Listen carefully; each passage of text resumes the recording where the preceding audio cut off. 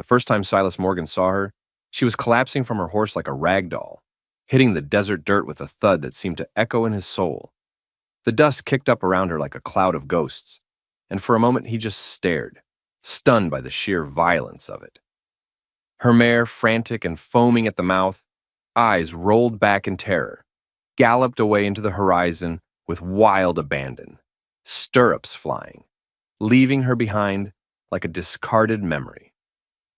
Silas had been heading back from Millfield with feed sacks and supplies, the late afternoon sun beating down mercilessly on his weathered shoulders. The road was empty, it always was, just the way he preferred it. 23 years of solitude had taught him that empty roads meant no trouble, no questions, no expectations. But this shattered his carefully constructed isolation in an instant. He dropped the heavy feed sacks from his shoulders without thought, the grain spilling across the hard pan earth as he ran. His boots pounded against the dry ground, each step kicking up small clouds of alkali dust that burned his throat. His heart hammered against his ribs, breath caught somewhere between his lungs and his chest, a sensation he hadn't felt since the war, that mixture of panic and desperate purpose that made a man move faster than his body should allow. She lay crumpled on her side like a broken bird, her riding dress torn and stained with blood and dirt. The fabric, once probably a respectable brown wool, was now shredded across her back, revealing pale skin that had been scraped raw against rocks and thorns. Her hair, a cascade of auburn that might have been beautiful in better circumstances, was tangled with desert brush and matted with dried blood. More blood seeped from the corner of her mouth, dark and thick in the fading light.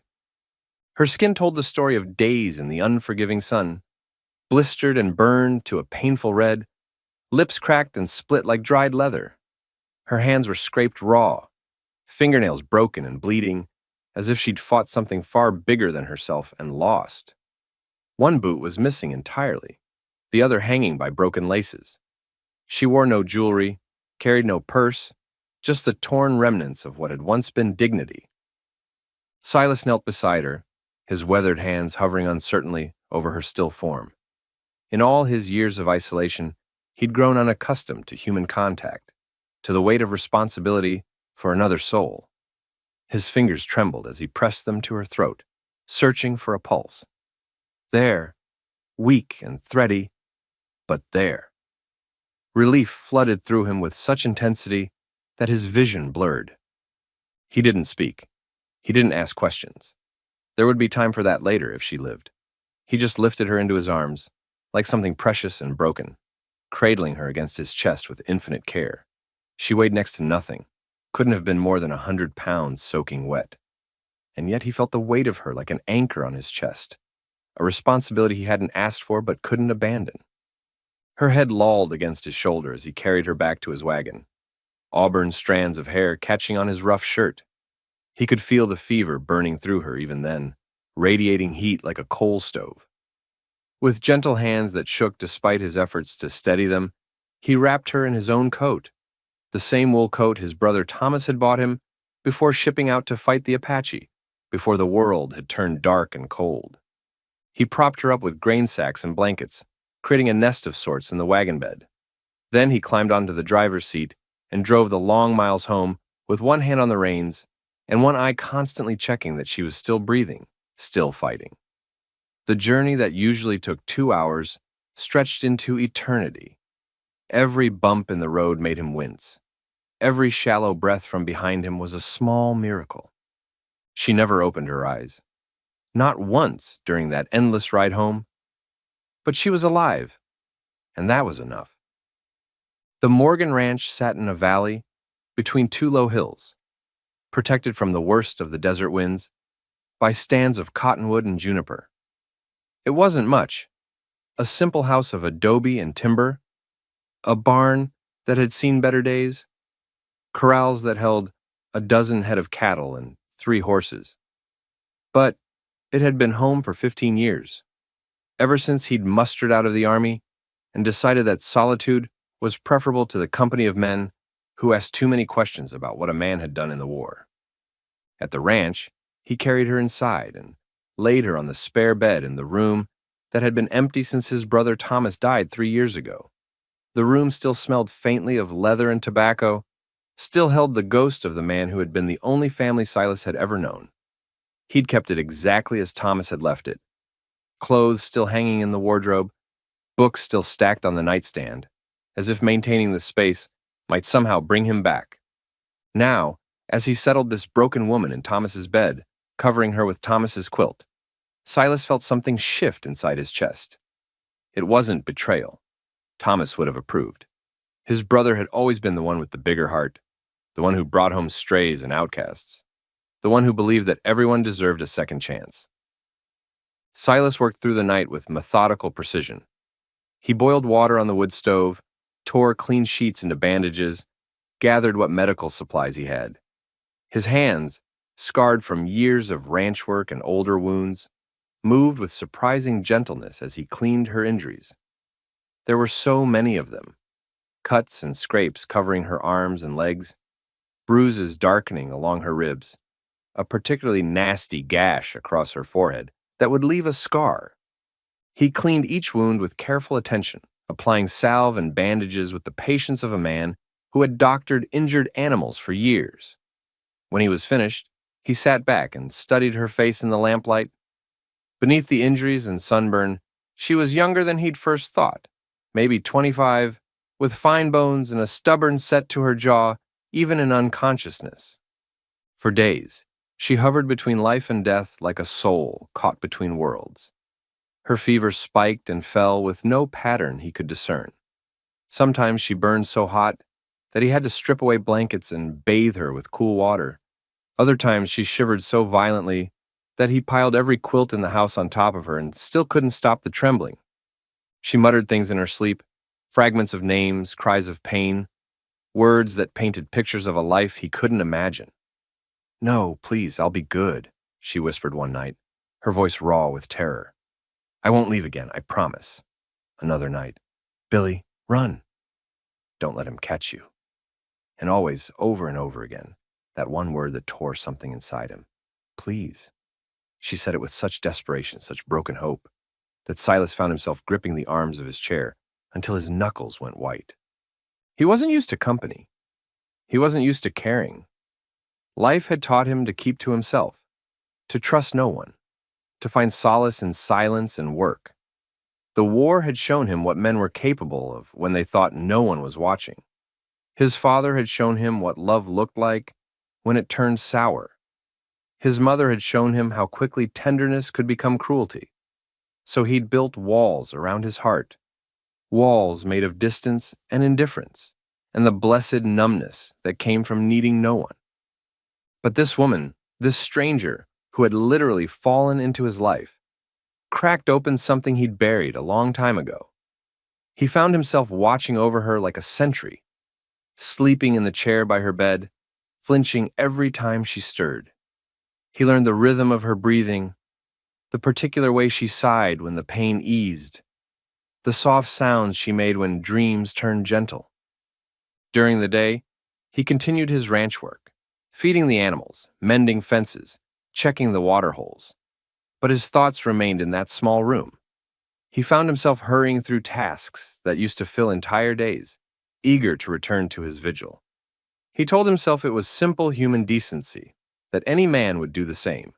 But late at night, when she was quiet and the fever had broken temporarily, he would admit to himself that it was more than that. Days passed. She got stronger. Slowly, like winter ice melting one drop at a time, but stronger nonetheless. The fever broke for good on the 6th day. The wounds began to heal. Color returned to her cheeks, and her breathing deepened from the shallow gasps of the dying to the steady rhythm of sleep. When she finally opened her eyes, it was like a sunrise he hadn't known he needed. Hazel eyes, wide and intelligent, full of confusion and lingering fear, but alive with an awareness that made his chest tight with relief. She blinked several times as if trying to bring the world into focus, her gaze moving from the unfamiliar ceiling to the strange room to his face hovering over her with concern. She tried to speak, but her throat was desert dry, producing only a harsh whisper. Without a word, he reached for the cup of water he'd kept at her bedside and helped her sit up enough to drink. His arms supported her shoulders, and he was struck by how fragile she felt, how her bones seemed to be made of hollow bird bones that might snap at any moment. Easy, he said softly, his voice rough from days of silence. You're safe. She drank carefully, water running down her chin, and blinked at him with those remarkable eyes. When she could finally speak, her voice was barely a whisper. Where am I? My ranch. You fell off your horse out near Dead Man's Pass. I brought you here. He paused, studying her face for any sign of recognition or panic. Been almost a week. She nodded slowly, processing this information. Her eyes closed again, exhaustion pulling her back toward sleep, but not before she asked, What's your name? Silas Morgan? When she opened her eyes again hours later, it was to offer a single word. Annie. He nodded. Annie. It was a beginning. The days that followed settled into a quiet routine. She said little, ate less, but she healed with the determined stubbornness of someone who had survived worse things than a fall from a horse. Silas gave her space, gave her time, never pressing for details about where she'd come from or why she'd been alone in the desert. She helped where she could, feeding the chickens with careful, deliberate movements, watering the small garden behind the house, mending clothes with neat, precise stitches that spoke of years of practice. Her hands, he noticed, were calloused in ways that suggested she was no stranger to hard work, despite the quality of her torn dress. After 2 weeks, she asked if she could ride one of the horses. Gently, she said, and there was something in her voice, a need that went beyond simple desire for exercise. I need to know I still can. He saddled his gentlest mare, a patient bay named Rosie, who had carried his brother Thomas through his final illness. He watched as Annie approached the horse with steady hands, speaking in low, soothing tones. When she mounted, there was no fear in her movements, only a deep familiarity that spoke of a lifetime in the saddle. She rode out slowly, staying within sight of the house, but Silas could see something ease in her shoulders as she settled into the rhythm. When she returned an hour later, there was color in her cheeks and something that might have been peace in her eyes. Thank you, she said, dismounting with fluid grace. I'd forgotten what it felt like to choose where to go.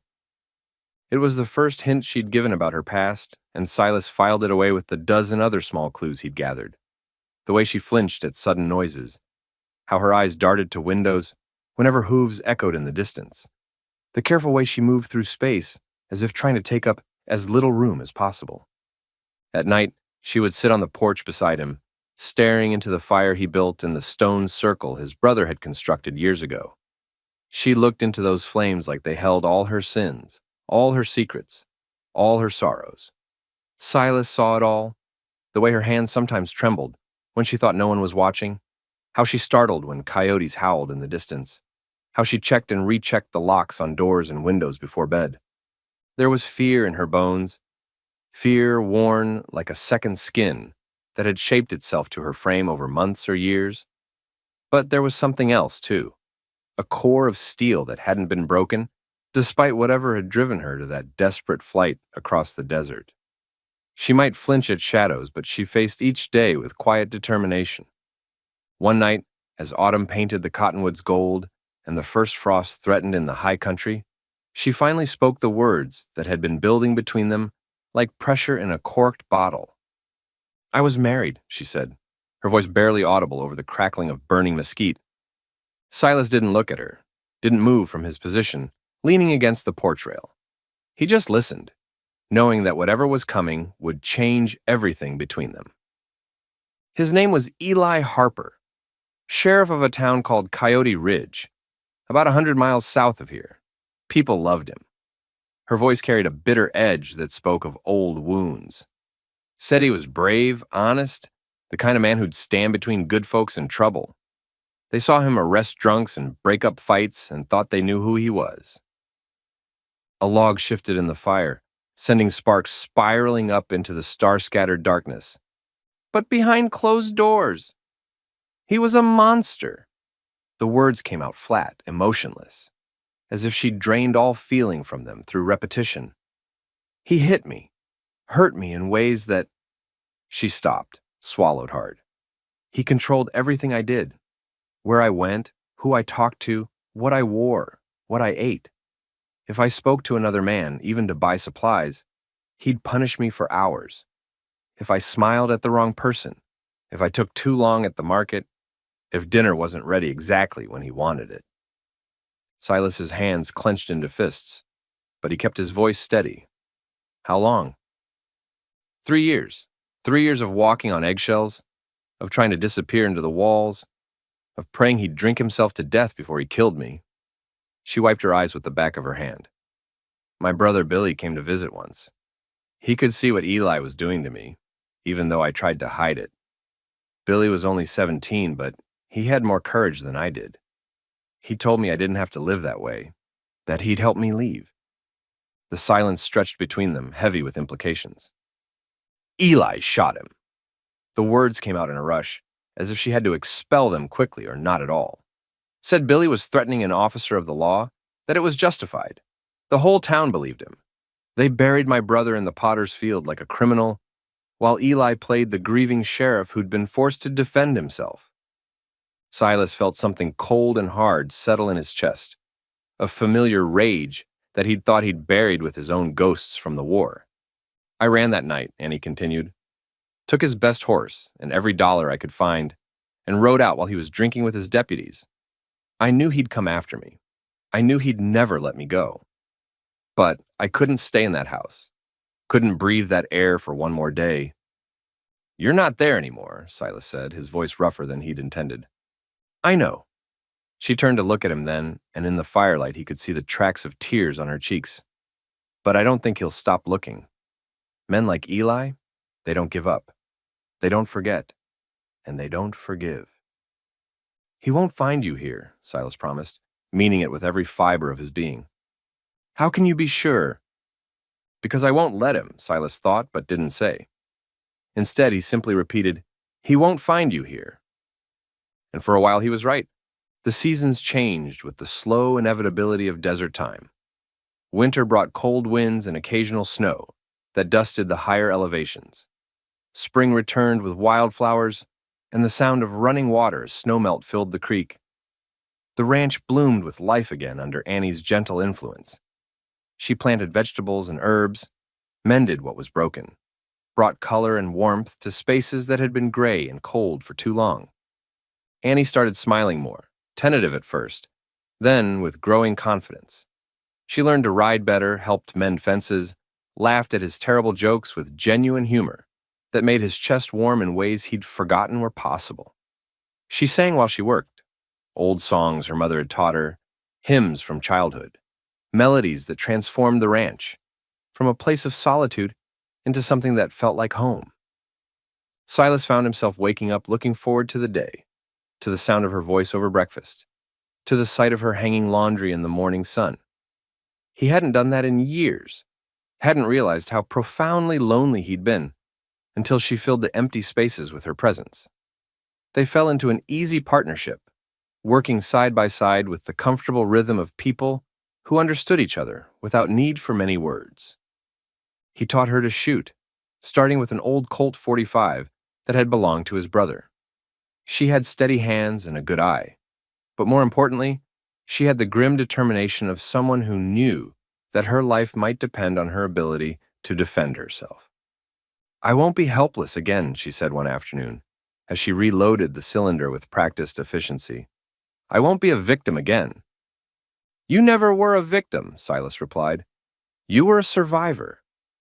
That night, for the first time since she'd arrived, she kissed him. It was gentle, tentative, a question more than a statement. He answered by pulling her close, by burying his face in her hair, and breathing in the scent of soap and sunshine and something indefinably her. I love you, she whispered against his throat. I love you too, he whispered back, and meant it with a fierceness that startled him. Then the letter came. It arrived on a Tuesday morning in late spring, carried by a drifter who said a man in Millfield had paid him $5 to deliver it to the Morgan Ranch. No return address, no postmark, just Silas's name written in rough, angular handwriting across cheap paper. Inside, a single line scribbled in the same harsh script. She's mine, I'm coming. E.H. Silas read it twice, then walked outside and burned it in the fire barrel before Annie could see. But she knew something was wrong. She'd developed an instinct for danger that had kept her alive during those desperate weeks on the run, and she read the tension in his shoulders, the way his eyes scanned the horizon more frequently. He started sleeping with a rifle by the door. He patrolled the property twice a day instead of once, checking for signs of riders, for disturbances in the dust that might indicate someone had been watching the house. His shoulders tensed whenever hooves sounded on the road, and he found himself jumping at shadows. Annie noticed, of course. She was too observant, too attuned to the subtle signs of fear and preparation, to miss the change in his behavior. "What did it say?" she asked one evening as they sat on the porch, the silence heavy between them. Silas tried to lie, tried to maintain the fiction that everything was fine, but she saw through him with the ease of someone who had learned to read men's moods as a matter of survival. "He found me," she said. "It wasn't a question." "I don't know, maybe. The letter didn't say much." "I need to go." She was already standing, already moving toward the house with the quick, efficient movements of someone preparing for flight. "No." The word came out sharper than he'd intended. "He'll kill you, Silas. You don't know what he's capable of. He'll have to try. You don't owe me anything." But there were tears in her eyes as she said it. "I owe you everything," Silas replied, catching her hands in his. "You reminded me how to feel. You reminded me what it means to be alive." She kissed him then, desperate and fierce, as if she could memorize the taste of him, the feel of his arms around her, the sound of his heartbeat against her ear. "Promise me something," she whispered. "Anything. Promise me that if it comes to a choice between your life and catching him, you'll choose your life. Promise me you won't throw yourself away for revenge." Silas hesitated because he wasn't sure he could keep that promise. The thought of Eli Harper hurting Annie again, of dragging her back to that nightmare existence, filled him with a rage that threatened to consume rational thought. "Promise me," she repeated. "I promise," he said, and hoped he wouldn't have to break it. The night before Eli came, they didn't sleep. They sat on the porch, holding hands, saying little, both knowing that this might be their last peaceful moment together. When the sun rose, painting the desert in shades of gold and crimson, they stood together in front of the house, armed and ready for whatever was coming. 3 riders appeared on the horizon just after noon, moving at a steady pace that spoke of men who were confident in their purpose. As they drew closer, Silas could make out details. 3 men, all wearing badges, all heavily armed. The one in the middle sat his horse with the arrogant posture of a man accustomed to being obeyed. Eli Harper was younger than Silas had expected, maybe 35, with dark hair and cold blue eyes that reminded him of winter ice. Handsome in a way that would appeal to women who didn't know what lay beneath the surface. He wore his sheriff's badge like a shield, his gun belt like a crown. The 3 men stopped 50 yards from the house, close enough to talk, but far enough to avoid any sudden moves. Eli dismounted with theatrical slowness, never taking his eyes off Annie. "There's my runaway wife," he called out, his voice carrying easily across the distance. "You've led me quite a chase, darling." "She's not your wife anymore," Silas replied, stepping slightly in front of Annie. "She's free." Eli laughed, a sound like breaking glass. "Free? Women aren't free, friend. They belong to someone. Father, husband, brother. Annie belongs to me. I have the papers to prove it." "Papers don't mean anything if the woman doesn't consent." "Consent?" Eli's voice hardened. "She consented when she said, 'I do' in front of God and witnesses. That's the only consent that matters." "She's not going back with you." "Oh, but she is." Eli's hand moved to rest on his gun butt. "See, I'm an officer of the law, duly appointed and sworn. And she's a thief who stole my horse and my money. I'm well within my rights to arrest her and bring her back for trial." "Arrest?" Annie stepped forward, her voice shaking with anger. "You mean murder? Like you murdered my brother?" "Your brother was interfering with lawful authority. He drew on me." Eli shrugged as if Billy's death meant nothing. Self-defense, clear and simple. He was 17 years old and unarmed. He was a threat that needed to be eliminated. Eli's mask slipped for a moment, revealing the cold cruelty beneath. "Just like anyone else who tries to keep what's mine." Silas felt something snap inside his chest. felt the careful control he'd maintained for years crumble in the face of this man's casual evil. "She's not yours," he said, his voice deadly quiet. "She never was yours. She was a prisoner and you were her jailer." Pretty words from a man who's about to be dead. Eli looked past Silas to his two companions. "Jackson, circle around to the left. Murphy, take the right. We'll finish this quick and clean." "Last chance," Eli called out, drawing his pistol with practiced ease. "Give her to me, and I'll let you live.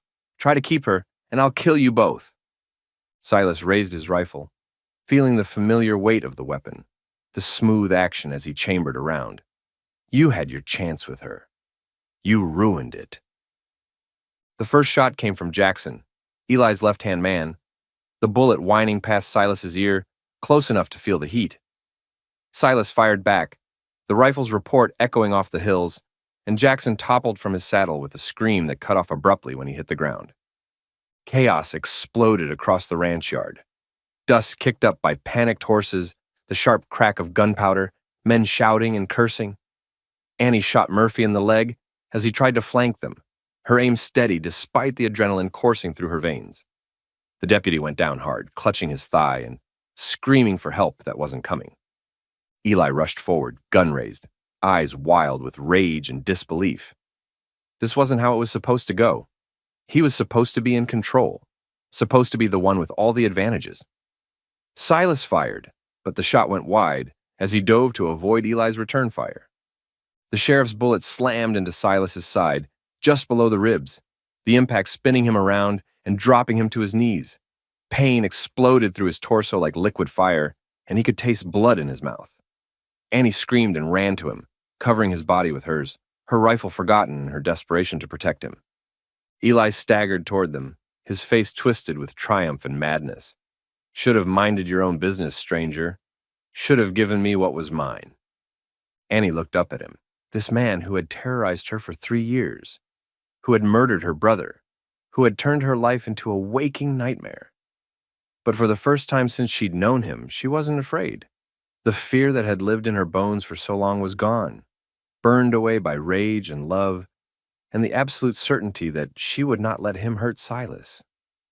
"I'm not yours anymore," she said, rising to her feet with deliberate slowness. "I never was yours. I was just confused for a while." She pulled the trigger. The bullet took Eli center mass, stopping him in his tracks.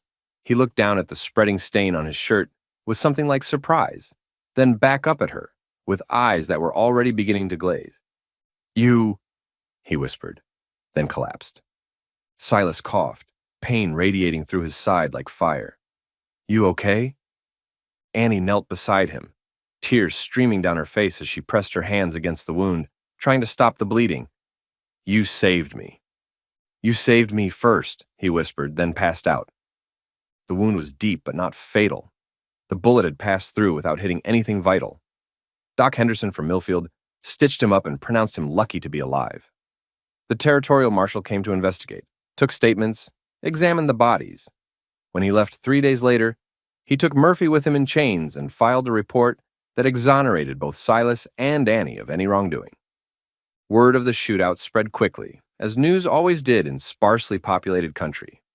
Some folks called Annie a murderer, whispering that no decent woman would gun down her own husband, regardless of the circumstances. Others called her a hero, a woman who'd had the courage to stand up to a tyrant with a badge. Silas didn't care what people said. He cared only for the woman who had finally stopped running, who sat by his bedside during the long weeks of recovery, who held his hand and sang to him when the pain kept him awake at night. But peace, they discovered, was expensive. The shootout had scared off potential buyers for his cattle. Rumors about the gun battle at the Morgan place kept respectable customers away. His herd got rustled by men who figured a wounded rancher wouldn't fight back. Bills piled up while he recovered, and creditors who had been patient when times were good suddenly wanted immediate payment. One evening in early winter, as snow dusted the windows and the fire crackled in the hearth, Silas sat staring at a stack of debt papers that represented everything he'd worked for during 15 years of solitude.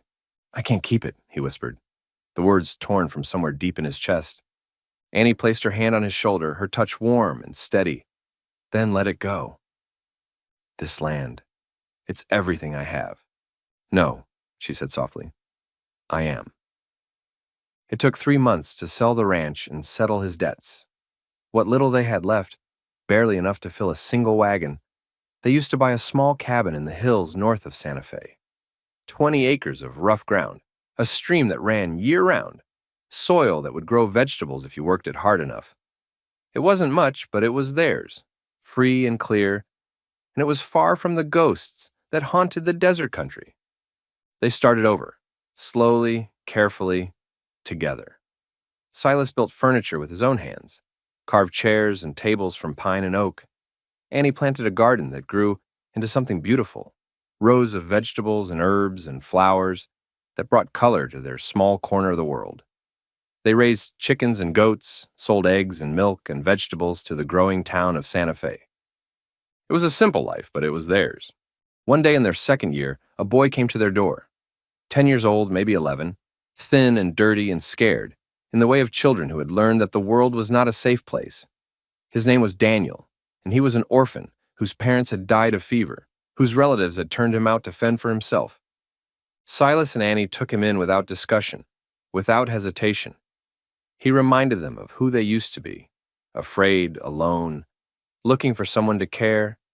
They raised him like their own, teaching him to read and write and work with his hands, showing him that not all adults were cruel, that love didn't always come with conditions attached. Years passed like water flowing over stones, each one wearing away a little more of the pain they'd carried, smoothing the rough edges of old wounds. Silas grew gray at the temples, then silver, then white. Lines appeared around his eyes, laugh lines mostly, carved by years of contentment he'd never expected to find. Annie kept the warmth in her smile that had first drawn him to her, though she too showed the passage of time in small ways. Silver threads in her auburn hair, tiny lines around her eyes, hands that grew more delicate with each passing season. Daniel grew into a fine young man, strong and honest and kind, with his adopted father's steady hands and his adopted mother's generous heart. When he married a girl from town, Silas and Annie danced at his wedding with tears in their eyes, proud beyond measure of the man they'd helped shape. At night, even in their later years, they sat on the porch of their little cabin, fingers intertwined, watching the stars wheel overhead in their eternal dance. The silence between them was comfortable now, filled with the knowledge of shared secrets, shared sorrows, shared joys. "You gave up everything for me," Annie would say on those quiet evenings, her voice soft with wonder that never seemed to fade. "No," Silas would whisper back, bringing her hand to his lips to kiss her knuckles. "You were everything." And when Silas's time finally came, many winters later, he died as he had lived those final decades, with her hand in his and a soft smile on his lips, surrounded by the family they had built, from broken pieces and stubborn love. Because in the end, he hadn't lost anything. He had found everything worth living for.